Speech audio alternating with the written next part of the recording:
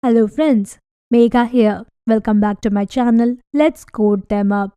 In this video, we will learn about switch statements. Consider the following example from previous video on if else. If you have not watched that video, you can go to the link given in the description box below and watch it.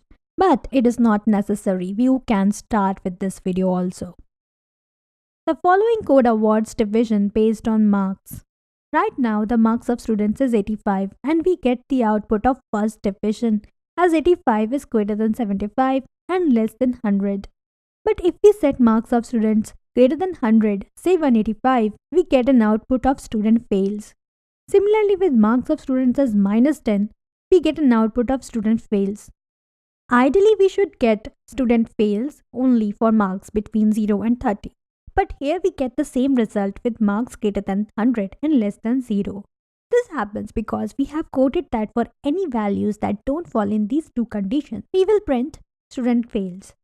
Therefore, we need to handle values more than 100 and less than 0, for which we will have to add one more condition, that is, else if marks of student is greater than equal to 0 and marks of students less than equal to 30, then copy the print statement student fails from the else condition to the else if condition, and in the else condition, print out of range. This else condition now handles all the values less than 0 and greater than 100. We can see that for the present value of minus 10, we get the output as out of range. And if we change the value to 185, then also we get the output of out of range. So now the if else block handles the condition that we were intending it to. As conditions increase, number of else if blocks also increase, and this makes the code more complex. So for such cases which involves multiple conditions, it is better to use switch statement.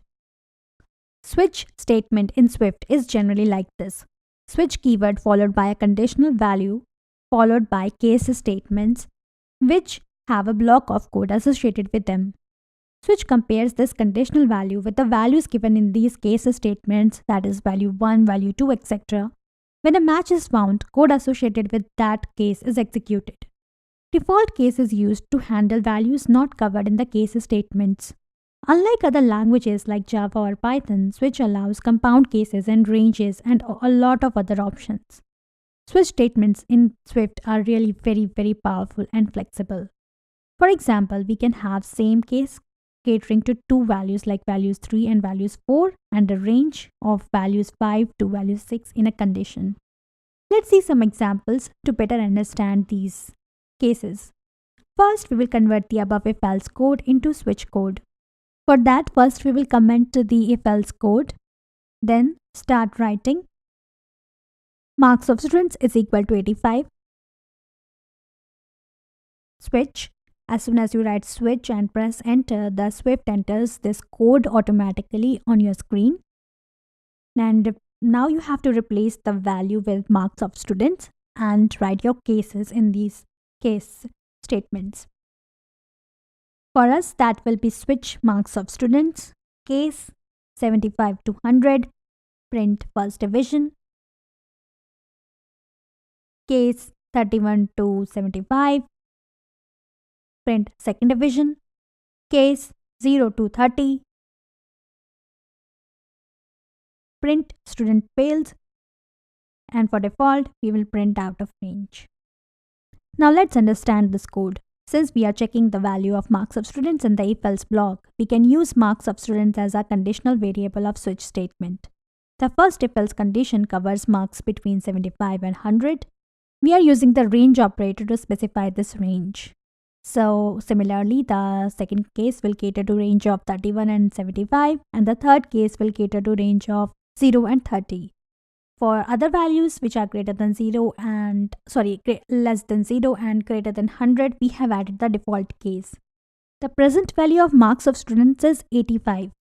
When the compiler comes to the switch statement, that is switch marks of students, it takes the value 85 and compares it with all the cases.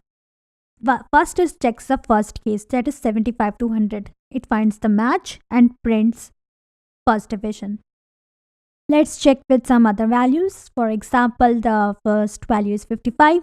We get the output as second division because this 55 lies between 31 and 75.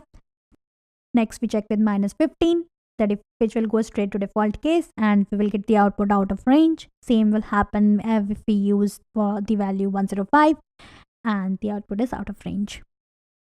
Now let's check for the value of 75. Although 75 is included in the second case too, we get the output first division because Swift checks the conditions one by one and executes the code associated with the first match. So in our case, as soon as first case 75 to 100 matches, first division is printed and the second case 31 to 75 is ignored. Let's consider another example to count the numbers of vowels in the sentence. Where sentence equal to I am learning Swift, the sentence in which we need to find the number of vowels. Where count vowels equal to 0, the variable which is going to count the number of vowels in the sentence. For letter in sentence, and as soon as I write this sentence, we get an error because this is not a sequence. To convert it in a sequence, we need to use sentence.characters. Then switch. For the conditional value, we are going to use letter, and then the case, we are going to write A, then capital A, E, then capital E, I, then capital I, and the remaining two O and U. And if we get these values, then the count vowels should increase by 1. So we are writing count vowels plus equal to 1.